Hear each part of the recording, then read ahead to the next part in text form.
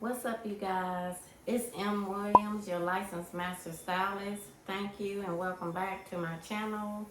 My channel is Sugar Salon TV. So I just recently had someone to leave a comment, and I assumed that she's a salon owner, and she had mentioned in the comment, and I will post a comment for you to see. And she did mention that she said that she sees a lot of information on YouTube about, to help booth rental hairstylists, but she don't see a lot of information to help booth rental salon owners, or pretty much salon owners. So with her putting that, because I only have like one video on there that I put this past summer, and so I really do need to get back on it as far as putting information out here to help salon owners. I was once a salon owner. I have a salon suite now and I work alone. But I did have, starting in 2008, a team of hairstylists and a storefront salon. So just to tell you a little bit about me, I'm a licensed stylist here in the northern suburbs of Atlanta, Georgia. And like I said, I had a storefront for like 13 years, my husband and I. And I'm a licensed hairstylist, and I had, opened it up as a booth rental salon. But in 2008, that's when the recession hit. So probably a few months after we opened the salon, the recession hit. We did survive it though. But in that video, which I will put up here so that you can go to it and see it, if you like to view that. We were trying to, the business model that I had planned was for a booth rental salon, but in my trying to interview and hire hairstylists, a lot of them really, in all honesty, didn't have enough clientele to be able to pay a weekly booth rental. At least that was what I was, having a challenge with. So I don't know if it's because it was 2008. I don't know if it was because a recession was coming. In all my honesty, I don't think so. I think that's going to be a challenge for any salon owner that has a storefront salon, a brick and mortar, or commercial property. I just honestly feel like that's always going to be a challenge to get booth rental stylists. And then once you get them, to retain them, because in all honesty, most hairstylists who are licensed and been in the industry for a while, and they have like a solid book of business, a solid clientele, I honestly feel like they're not trying to work in a storefront salon. I feel that they're going to be trying to get their own storefront salon, or they're going to be trying to get a salon suite, if they already have a database of clients. And that's just the way I feel. You may feel totally different. But on here, I'm giving my feedback, and this is honestly how I feel. So I want to come up with this list, or I did come up with this list of a few ways that you may be able to try to hire booth rental stylists. Again, I feel like it's going to be a challenge, to find like seasoned hairstylists. So I feel like going in to a situation where you're a salon owner and you have a storefront salon, if you keep that in the forefront of your mind, not saying that you're operating in fear or anything like that, but if you're being honest with yourself and being real with yourself, then when you don't get all these seasoned hairstylists to be booth rental stylists in your salon, you won't feel some type of way about it. You won't feel bad about it. You won't be discouraged about it, because you've already set a plan A and a plan B. So, a lot of times, the hairstylists who are seasoned and got a book of business and been in the industry a long time and they're licensed, they just honestly, want to go to that next level, which is having a storefront salon, or which is, having a salon suite. Because in all honesty, how can you promote in this industry other than doing those two things that I just mentioned? So as long as you keep that in the forefront of your mind, then you won't be so disappointed, you won't be discouraged, you won't be, feeling sad, you won't get depressed, you won't feel no type of way. You already have a mindset that, okay, I know most of the stylists I hire, I'm probably gonna have to mentor them, help them in some type of way.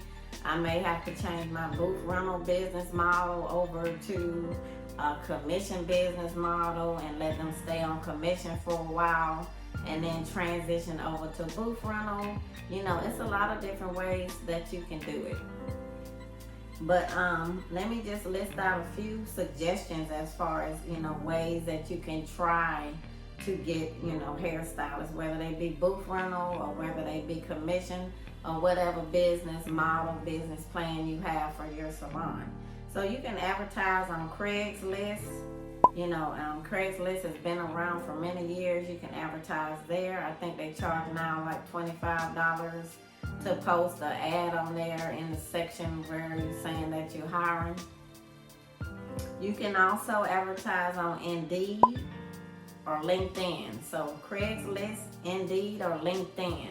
I think a lot of salon owners don't think about Indeed or LinkedIn. They only maybe think about Craigslist, or maybe they only think about their social media. But there's other ways you as a business owner, salon owner, you just have to research.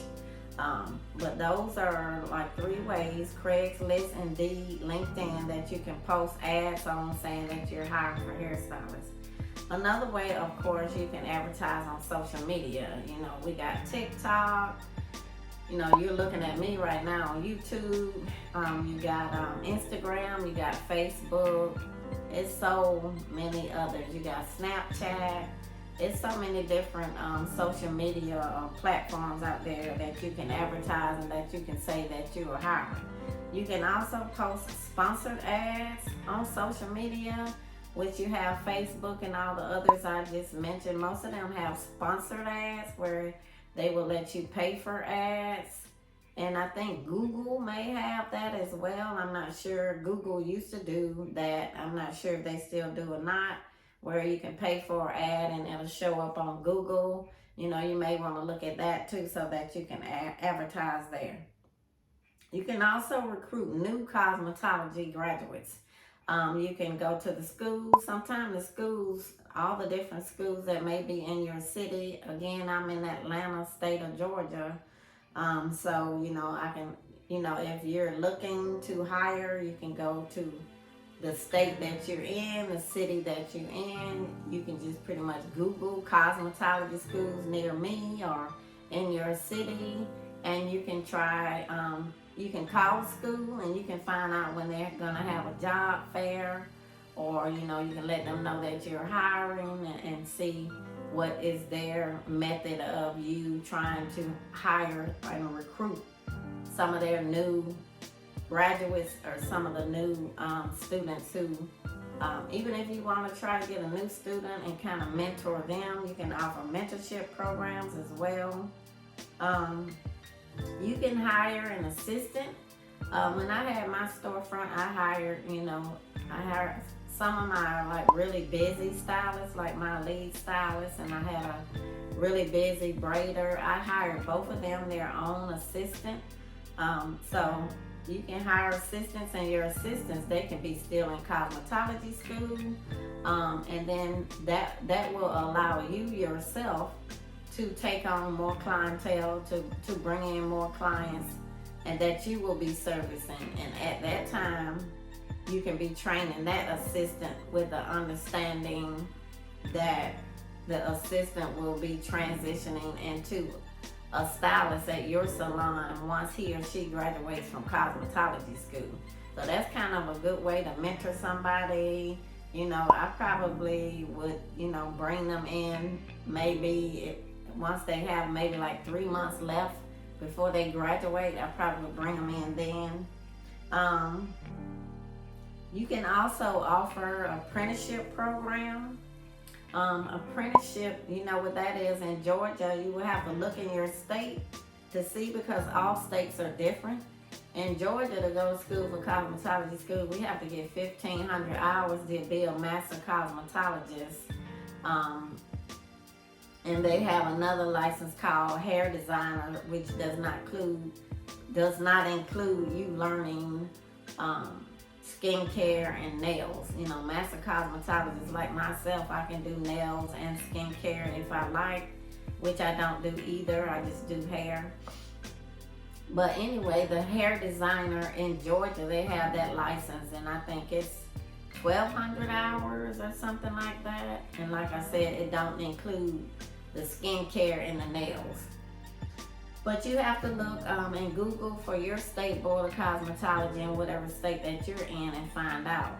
But you can, in the state of Georgia, you can offer an apprenticeship program under your own salon. That person will be working under your license, and you will have a curriculum that you will have to train them on, like set guidelines and rules and policies. I've never apprenticed anybody under my cosmetology license, so I don't know everything about it, but you can definitely find out for the state that you live in, and you can look it up online and find out for the state that you live in.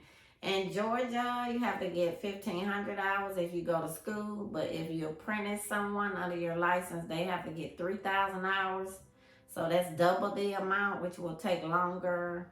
But you know, that's kind of a good way to bring somebody in and let them work under your license, and you'll be responsible for training them, just like if they were in cosmetology school. So they would not have to go to cosmetology school. You will be their instructor, and they will be able to work under your license as you train them. And so that's kind of a good way, you know, to bring somebody in. But the only thing about that way is you don't know if the person is going to stick with you for that amount of time to be able to finish their licensure under you. But that's a good way to kind of try to bring somebody in. You can have an open house at your salon. I used to do that at my salon, where I would advertise on the different places that I mentioned to you, such as Craigslist, Indeed, LinkedIn. I mainly did Craigslist and social media and stuff like that. I think I did Indeed a few times. But it's a way for you to kind of have like an open house, like a hiring, you're hiring people, and you can have like an open house, and where you post this everywhere, all on social media, all on Craigslist, Indeed, and everywhere else you choose to put it. And just saying that you're having a job fair, you're hiring hairstylists, you're hiring assistants, you're hiring braiders, you're hiring colorists, you're hiring nail techs, whatever you're hiring for, and you just have a job fair, a hiring fair, and that way you can have people come, they can just come all at once, and then you can have applications that they fill out, and then you can do, you can set up to do, interviews with them in person or by Zoom or however you choose to do the interviews. And then, it's always to do like a phone interview or a Zoom interview that will save you so much time. Let your first interview be by phone or by Zoom, because that way you can kind of get a feel for the person. And then if you feel like they do great, during the interview, then you can have them come in and do a demonstration. In my opinion, it's always good to do a demonstration, like have them come in. And you can have 3 recruits come in, or 3 people that you're looking at come in at a time. You don't have to do it one by one. Just let them all come in at the same time on the same day. Because sometimes, unfortunately, in this industry, you may tell 5 people to come in and maybe only 3 will show up. Or maybe, all 5 will come, but 2 will be late. So, that's just how the industry is. But to save you some time, I would just recommend like you have them all come, try to do things where you do it in a group setting.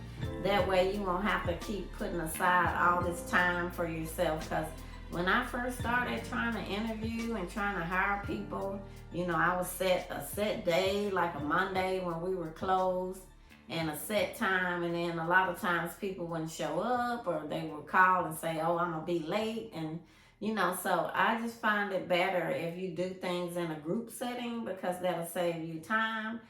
That way, if 1 or 2 people don't show up on time, you still got 2 or 3 more people that you can interview, and it won't be a waste of your time.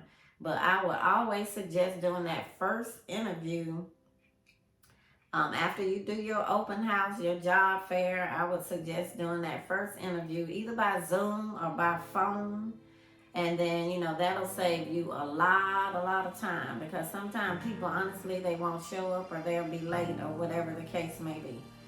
So that's a great way to try to get people in. And then you just advertise that, like I said, on Craigslist, Indeed, LinkedIn, Instagram, Facebook, Twitter, and all the other social media platforms that's out there.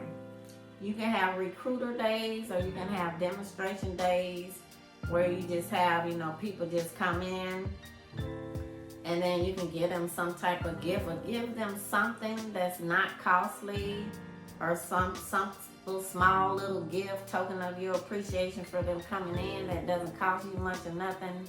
And then you can just have them come in on like a Sunday or something, and then you can have like cheese and crackers and punch, or some kind of little small snack.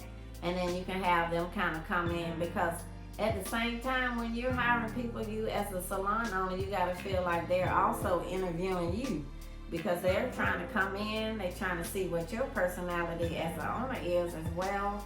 And they're also trying to see what your space look like, what your salon look like, if it's clean, what area it's in. So, you definitely want to make sure that you have your stuff together too, so that when they walk in, it's smelling good, it's clean, and then the available spaces that you have available, they're there, and you have them marked off so that people will know, okay, these are the available booths right here.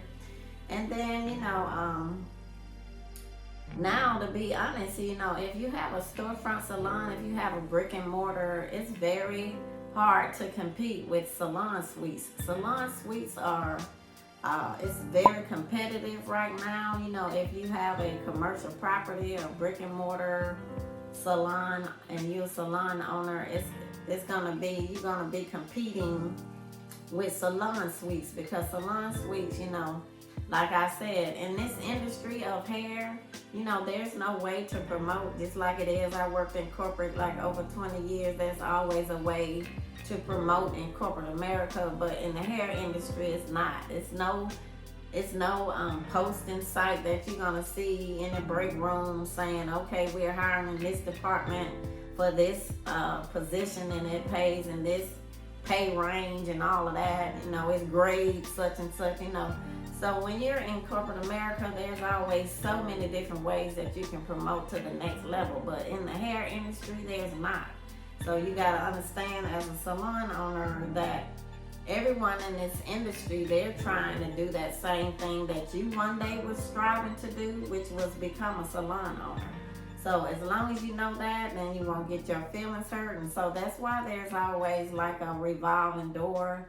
Because in all honesty, a lot of times these people are looking to be promoted, and there's not much to promote to in the hair industry other than getting a storefront salon or getting a salon suite. So you have to make yourself competitive as a salon owner with these, not only the other salons, but also the salon suites.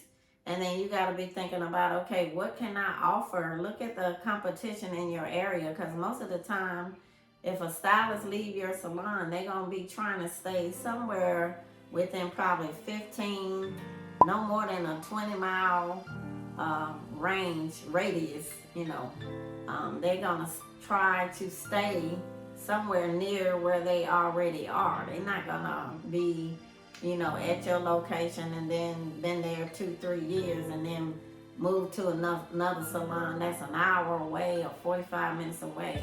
They're going to try to stay in that vicinity. So you need to be thinking about the competition, the other salons in your area, and then you need to try to step up your game as far as what you're willing to offer. And then too, with these people, a lot of stylists are wanting salon suites. So maybe you can change your space into where, you have rooms, or whether you have dividers, or whether even if you have a curtain, something to make them feel like they have that whole salon suite feel, where they got their own little thing. Because a lot of times hairstylists, they don't like working with other hairstylists. They like to work alone. So if you have a space already and you want to kind of transform it, even if you have a space and you currently have like 7 or 8 booths, you know, you may want to have a person come in and do it where they split it off and kind of give maybe like a wall in between each one, so that the stylists can feel like they have more privacy. I think now, you know, stylists, they like feeling like they have their own space. And then you may want to give 24/7 access. You know, in all honesty, you know, even with the salon suites, and I currently work in a salon suite, and I did have 2 salon suites, you know, different location of suites. In all honesty, you know, the salon suites, they do offer 24/7 access. But in all honesty, like, what stylist is up there 24/7? Like, nobody's up there working that much. So even if you offer the 24/7 access in your storefront salon, you know, 9 times out of 10, there's not going to be anybody in there, just in there in the middle of the night. You know, sometimes the stylist may have a client who may fly in, or a client may be flying out, and it may be one time a month or every occasion here and there where they may want to stay till 10 o'clock or go in. You know, like, if you offer that 24/7 access, or you offer it to just the stylists who may want that 24/7 access, and then if they want that 24/7 access, you just charge that stylist more. Like, it could be a secondary thing where you can offer, you know, like, stylists who are just starting out, and they may just want to use the booth for 2 days or 3 days. You can let them do that. And then you may offer where you have stylists who want to use, you know, it for 5 days, and then they pay a higher rate than a 2 or 3 day stylist. And then you may have stylists where you can offer them that 24/7 access, and then you charge them more. Because in all honesty, to be honest with you, salon suites are very pricey, and you're pretty much paying, if you're in a salon suite, which I currently am, and I've had salon suites even before I opened my storefront in 2008. In all honesty, the 24/7 access, you know, no one is doing that really. Like, stylists are not working that much. So you have to think outside of the box and say, what is it that I can offer these stylists who are going to these suites? Because they're going to these salon suites in droves. I'm in one myself. So you can have these 3 or 4 tiers that you offer. Like, you can have a booth rental plan.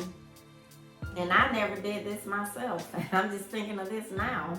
So I didn't even have this on my notes on my other phone. I just thought of this right now. So you can have, for the new hairstylists coming in that don't have much of a clientele, you can do where they can rent a booth for 2 days. The next tier can be 3 days. The next tier can be 5 days. And then the 4th tier can be the 24/7, where they get that whole salon suite feel, where they have that 24/7 access. And you may just have 2 rooms in your salon, where you have it, you know, like rooms with a door where they can have their own privacy, and they got that, and then you can have that whole salon suite feel. Because in all honesty, you know, stylists, I think they like that salon suite feel, you know. And then I think a lot of times too, hairstylists, they don't like working in salons where it's a lot of drama, which is where it's a lot of cattiness. So you, as the salon owner, you have to make sure you have a great environment and make sure you don't tolerate that at your salon. Because if you do allow that and you do tolerate that, then you stand the risk of losing, you know, booth rental hairstylists that are just gonna go to a salon suite or somewhere where they can get a private room. Because the salon suites are pricey. They're not cheap. So people are moving to the salon suites because they like the 24/7 access. They like the fact that they can just be in and out whenever they want to. Some of the suites make them sign a lease, some of them don't. You know, if you have room, if you're gonna set up rooms, or you have rooms in your salon and you're gonna have 24/7 access like I'm suggesting, or you might wanna try that out, then, you know, give them 24/7 access and allow them to do that, or at least have 2 or 3 rooms in your salon that you have set up just for that. And then, like I said, you have to put that cattiness at bay. Don't allow that in your salon, because if you do, they just gonna go to a salon suite. And so that's just some ideas that I have for you. If you drop comments below and you subscribe, at some point starting next year, I'm gonna do a membership thing, and it's gonna be like a monthly small fee that you pay. And then I will be giving you salon owner information, feedback. I'll be dropping videos out there trying to give information. I'll be looking for feedback. I'll be doing Q&As. I'll be doing some lives and stuff like that, just in real time, so that I can help you in real time, because I really can't help if I don't know what people's specific, you know, challenges are. And so look for that to come sometime next year. I'm going to be working on that. Again, that'll be a paid membership where you pay a monthly fee and you're getting information. Anyway, please subscribe, drop any comments below. And the comment that motivated me to put this video out here, I'm going to put that information. Thank you so much for your comment. I truly appreciate it. Drop your comments down below. Tell me what it is that you want to hear, what information, what help do you need? Are you interested in my monthly platform that I'm going to have, where you pay monthly, a small fee, probably $25 or $20, something like that, and then it'll be tons of help out here for you guys in real time. So anyway, thanks for watching. Please subscribe. I'm keeping it short. Please drop your comments down below. Click the bell. And please let me know what it is that, anything else that you want to hear about salon ownership. Thanks so much. Good luck with your business. Much success. Peace and blessings to you. And thanks for watching. See you soon on the next video.